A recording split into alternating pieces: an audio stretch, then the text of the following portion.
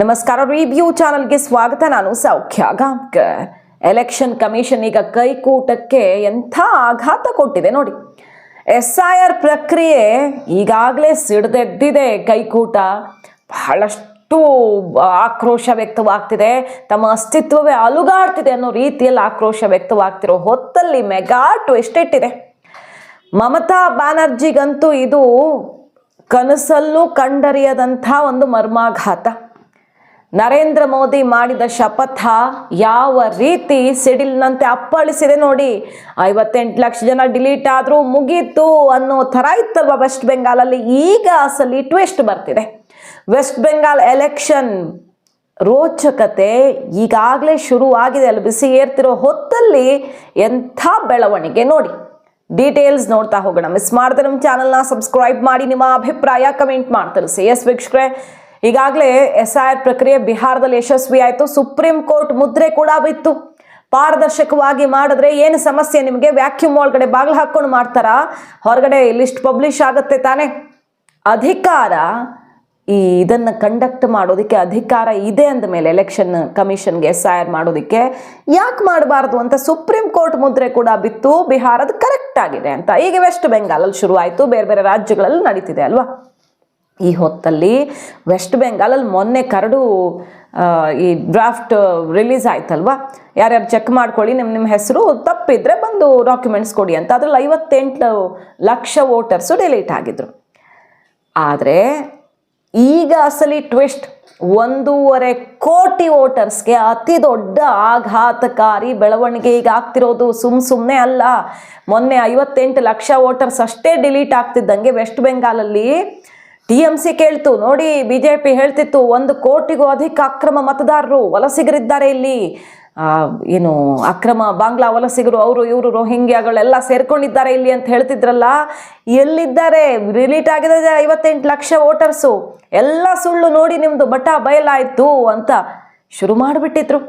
ಆದರೆ ಈಗ ಅಸಲಿ ಟ್ವಿಸ್ಟ್ SIR ಪ್ರಕ್ರಿಯೆಯಲ್ಲಿ, ಅದನ್ನು ನೋಡ್ತಾ ಹೋಗೋಣ ನೋಡಿ. ಈಗ ಸದ್ಯಕ್ಕೆ SIR 58 ಲಕ್ಷ ವೋಟರ್ಸನ್ನು ಡಿಲೀಟ್ ಮಾಡಿದೆ. ಅದು ಫೈನಲ್.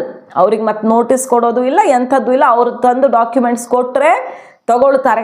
ಬಹುತೇಕ ಎಲ್ಲ ಇದು ಫೈನಲ್ ಆಗಿರೋದು. ಇನ್ನು 58 ಲಕ್ಷ ಹೆಸರು ಕತೆ ಮುಗ್ದಂಗೆ. ಈಗ ನೋಡಿ, 1.7 ಕೋಟಿ ಹೆಸರುಗಳಲ್ಲಿ, ಅಂದರೆ ಅಷ್ಟು ವೋಟರ್ಸ್ ಹೆಸರುಗಳಲ್ಲಿ ಲಾಜಿಕಲ್ ವ್ಯತ್ಯಾಸವನ್ನು ಕಂಡಿದೆ ಎಲೆಕ್ಷನ್ ಕಮಿಷನ್. ಅಂದರೆ ಲಾಜಿಕಲಿ ಇದು ಮ್ಯಾಚ್ ಆಗ್ತಿಲ್ಲ. ಫಾರ್ ಎಕ್ಸಾಂಪಲ್, ಅತಿ ಹೆಚ್ಚಿನ ಪ್ರಮಾಣದಲ್ಲಿ 1.7 ಕ್ರೋರ್ ವೋಟರ್ಸಲ್ಲಿ ಮಿಸ್ಟೇಕ್ಸ್ ಇದೆ ಅಂತ ಪತ್ತೆ ಹಚ್ಚಿದೆ. ಕರಡು ಪ್ರತಿಯಲ್ಲಿ ಅವ್ರ ಹೆಸರಿದೆ ಅಂದ ಮಾತ್ರಕ್ಕೆ ಅವ್ರ ಹೆಸರು ಫೈನಲ್ ಆಗಿ ಬರುತ್ತೆ ಅಂತ ಅಲ್ಲ. ಕರಡು ಪ್ರತಿ ಬಂದ್ಬಿಡ್ತು, ಇನ್ನೇನಿದೆ ಫೈನಲ್ ಆಗತ್ತೆ ಅಲ್ಲ. ಕರಡು ಪ್ರತಿಯಲ್ಲಿ 1.7 ಕೋಟಿ ವೋಟರ್ಸ್ ಇದ್ದಾರೆ, ಅಂದರೆ ಇವರು ಇದ್ದಾರೆ. ಆದರೆ ಇವರು ಡಿಲೀಟ್ ಆಗಬಹುದು. ಯಾಕಂದರೆ ಇವರ ಹೆಸರು, ಇವ್ರ ಡೀಟೇಲ್ಸಲ್ಲಿ ಲಾಜಿಕಲ್ ಡಿಫ್ರೆನ್ಸ್ ಕಂಡಿದೆ ಎಲೆಕ್ಷನ್ ಕಮಿಷನ್ಗೆ. ಅವ್ರಿಗೆಲ್ಲ ನೋಟಿಸ್ ಹೋಗುತ್ತೆ. ಈಗ ಯಾವ ಥರ ಲಾಜಿಕಲ್ ಡಿಫ್ರೆನ್ಸ್ ನೋಡಿ, ಎಷ್ಟು ಆಘಾತಕಾರಿಯಾಗಿದೆ ಅಂದರೆ, ಆ 1.7 ಕ್ರೋರ್ ವೋಟರ್ಸಲ್ಲಿ ಬಹುಪಾಲು ಒಂದು 50-60% ಜನ ಫಾದರ್ ನೇಮ್ ಮಿಸ್ ಮ್ಯಾಚು. ಸುಮಾರು ಜನಕ್ಕೆ ಒಂದೇ ತಂದೆ ಹೆಸರಿದೆ. ಸುಮಾರು ಜನಕ್ಕೆ ಸಿಕ್ಕಾಪಟ್ಟೆ ಲಕ್ಷ ಜನರಲ್ಲಿ ಇದು ಡೂಪ್ಲಿಕೇಟ್ ಆಗಿದೆ. ಹಾಗೆ ಗ್ರ್ಯಾಂಡ್ ಪೇರೆಂಟ್ಸ್ ಡೀಟೇಲ್ಸ್ ಎಲ್ಲ ಕೆಲವು ಶಾಕಿಂಗ್ ಆಗಿದೆ. 40 ವರ್ಷಕ್ಕಿಂತ ಕಡಿಮೆ ಏಜ್ನ ಜನ ಗ್ರ್ಯಾಂಡ್ ಪೇರೆಂಟ್ಸ್ ಅಂತ. ಅಲ್ಲಿ ಹೆಂಗೆ ಸಾಧ್ಯ ಆಗುತ್ತದು?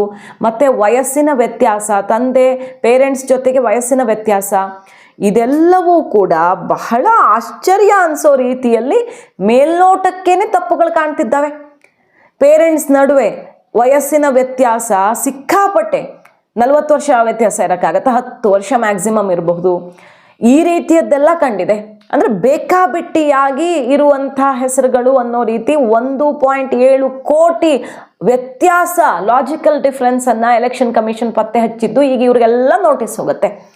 ಅದರಲ್ಲಿ 32 ಲಕ್ಷ ಅನ್ಮ್ಯಾಪ್ಡ್ ವೋಟರ್ಸ್. ಅಂದರೆ ಏನು ಅನ್ಮ್ಯಾಪ್ಡ್ ಅಂದರೆ, ಹಿಂದಿನ SIR ಆಗಿತ್ತಲ್ವ, ಅಂದರೆ BJP ಅವಧಿಯಲ್ಲ, ಅದಕ್ಕೂ ಹಿಂದಿನ ಅವಧಿಯಲ್ಲಿ SIR ಆಗಿತ್ತಲ್ಲ, ಆ ಸಮಯದಲ್ಲಿ ಇವರನ್ನು ಕನ್ಸಿಡರ್ ಮಾಡಿಲ್ಲ, ಇವರ ಮ್ಯಾಪಿಂಗ್ ನಡೆದಿಲ್ಲ. ಅಂತಹ 32 ಲಕ್ಷ ವೋಟರ್ಸನ್ನು ನೋಡಿದ್ದಾರೆ ಎಲೆಕ್ಷನ್ ಕಮಿಷನ್ ಅವರು.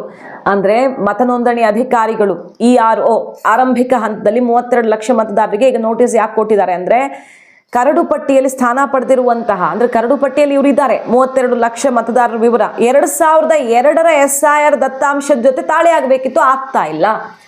2002ರಲ್ಲಿ ನಡೆದಿತ್ತಲ್ವ, ಆ ದತ್ತಾಂಶಕ್ಕೂ ಇದಕ್ಕೂ ಯಾವುದೇ ತಾಳೆ ಆಗ್ತಿಲ್ಲ. ಹಾಗಾಗಿ ಅವರ ದಾಖಲೆಯನ್ನು ಕಂಪ್ಲೀಟ್ ಆಗಿ ಖುದ್ದಾಗಿ ಪರಿಶೀಲನೆ ಮಾಡಬೇಕಾಗತ್ತೆ. ಅವ್ರಿಗೆ ನೋಟಿಸ್ ಹೋಗಿದೆ.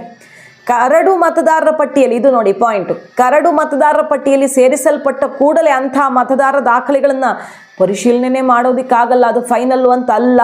ಆಯೋಗ ಇದನ್ನು ಕ್ಲಿಯರ್ ಮಾಡ್ತಿದೆ.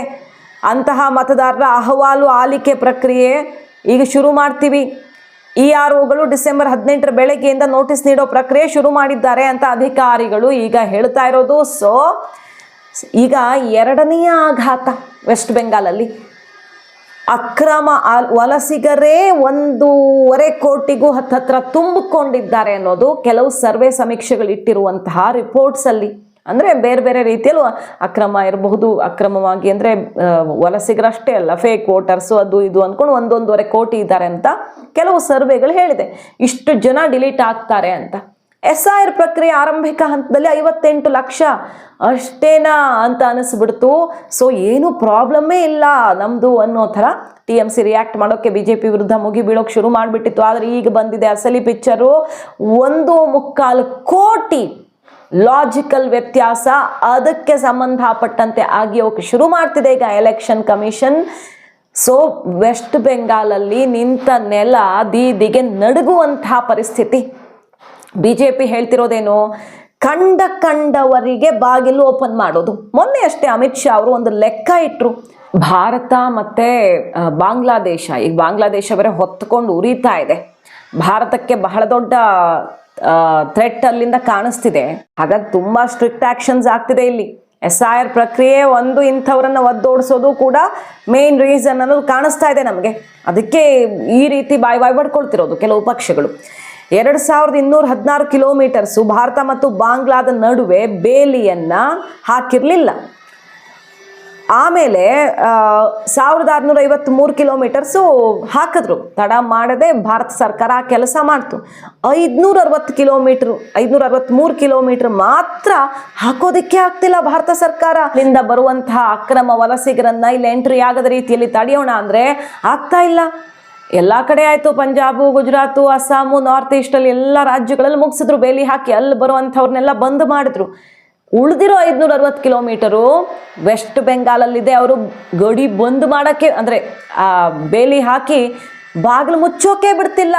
ಅಲ್ಲಿಂದ ಬರ್ತಿರ್ಬೇಕು ಜನ, ಅವ್ರಿಗೆ ವೋಟರ್ ID ಆಧಾರ್ ಕಾರ್ಡು ಒತ್ತಿ ಕೊಡ್ತಿರ್ಬೇಕು, ಅವರು ವೋಟ್ ಹಾಕ್ತಿರ್ಬೇಕು ಅನ್ನೋ ಉದ್ದೇಶ ಇವರದ್ದು. ಅಕ್ರಮ ವಲಸಿಗರಿಗೆ ಇವರೇ ರೆಡ್ ಕಾರ್ಪೆಟ್ ಹಾಸಿ ಕರೀತಾ ಇದ್ದಾರೆ. ಇಲ್ಲೀಗಲ್ ಇಮಿಗ್ರೇಷನ್ಗೆ ತೃಣಮೂಲ್ ಕಾಂಗ್ರೆಸ್ಸೇ ಹೆಲ್ಪ್ ಮಾಡ್ತಿದೆ ಅಂತ ಅಮಿತ್ ಶಾ ಅವರು ಘೋಷಣೆ ಮೊಳಗಿಸಿದ್ದಾರೆ ಸೆಷನ್ನಲ್ಲಿ. ನಂಬರ್ ಇಟ್ಟು ಆದರೆ ಅದನ್ನ ಬುಡಮೇಲು ಮಾಡ್ತೀವಿ ಅಂತ ಶಪಥ ಮಾಡಿದ್ದಾರೆ ಅಮಿತ್ ಶಾ. ಆ ಪ್ರಕ್ರಿಯೆ ಈಗ ಶುರುವಾಗಿದೆ. ಕೋಟಿಗಟ್ಟಲೆ ವೋಟರ್ಸ್ ಈಗ ತಮ್ಮ ವೋಟಿನ ಹಕ್ಕನ್ನು ಸಾಬೀತು ಮಾಡಿಕೊಳ್ಳೋದಕ್ಕೆ ಅನುಮಾನಾಸ್ಪದವಾಗಿರುವಂತಹ 1.7 ಕೋಟಿ ವೋಟರ್ಸು ಸಾಬೀತು ಮಾಡಬೇಕು ಡಾಕ್ಯುಮೆಂಟ್ಸ್ ಕೊಟ್ಟು. ಅದರಲ್ಲಿ 1.7 ಕ್ರೋರಲ್ಲಿ ಬರೀ 70 ಲಕ್ಷ, 1 ಕೋಟಿ ಬಿಟ್ಟಾಕಿ 70 ಲಕ್ಷ ಮೈನಸ್ ಆದ್ರೂ ಆಲ್ರೆಡಿ ಈಗ 58 ಲಕ್ಷ ಕಿತ್ತು ಬಿಸಾಕಿದ್ದಾಗಿದೆ. 1.25 ಕೋಟಿ ಅಲ್ಲೇ ಜಾರು ಹೋಗುತ್ತೆ. ಹಾಗಾಗಿ ವೆಸ್ಟ್ ಬೆಂಗಾಲಲ್ಲಿ ಕಂಡು ಕೇಳರಿಯದಂಥ ಒಂದು ಬಿರುಗಾಳಿ ಎದ್ದಿದೆ. ಆ ಬಿರುಗಾಳಿಯಲ್ಲಿ TMC ಕೊಚ್ಚಿಕೊಂಡು ಹೋಗುತ್ತೆ ಈ ಸಲ ಅಂತ BJP ಶಪಥ ಮಾಡಿರೋದು. ವೆಸ್ಟ್ ಬೆಂಗಾಲಲ್ಲಿ ಹಿಂದುತ್ವ ಜಾಗೃತಗೊಳಿಸುವಂತಹ ಒಂದು ಸಂಕಲ್ಪದೊಂದಿಗೆ RSS BJP ಒಗ್ಗಟ್ಟಿನ ಮಂತ್ರ ಪಠಿಸ್ತಾ ಇದೆ. ಮೋಹನ್ ಭಾಗವತ್ ಅವರೇ ಈ ಸಲ ಖುದ್ದು ತಾನೇ ರ್ಯಾಲಿ ಮಾಡ್ತಾರೆ ಎಲೆಕ್ಷನಲ್ಲಿ ಅನ್ನೋದು ಇನ್ನೂ ಇಂಟ್ರೆಸ್ಟಿಂಗು. ಸೊ ವೆಸ್ಟ್ ಬೆಂಗಾಲಲ್ಲಿ ಮೋದಿ ಅಲೆ ಅಬ್ಬರಿಸಿ ಬಿಟ್ರೆ ಮಾತ್ರ ಈ ಚುನಾವಣೆಯಲ್ಲಿ 24ರ ಚುನಾವಣೆಯಲ್ಲಿ ಅವರ 400ರ ಗಡಿ ಟಾರ್ಗೆಟ್ ಇತ್ತಲ್ವ, ಅದನ್ನು ಮುಂದಿನ ಚುನಾವಣೆಯಲ್ಲಿ BJP ಸಾಧಿಸೋದ್ರಲ್ಲಿ ಯಾವ ಡೌಟು ಉಳಿಯಲ್ಲ. ಮಾಹಿತಿ ಇಷ್ಟ ಆಗಿದ್ರೆ ಮಿಸ್ ಮಾಡಿದ್ರೆ ನಮ್ಮ ಚಾನಲ್ನ ಸಬ್ಸ್ಕ್ರೈಬ್ ಮಾಡಿ. ನಿಮ್ಮ ಅಭಿಪ್ರಾಯ ಕಮೆಂಟ್ ಮಾಡಿ ತಿಳಿಸಿ. Thank you.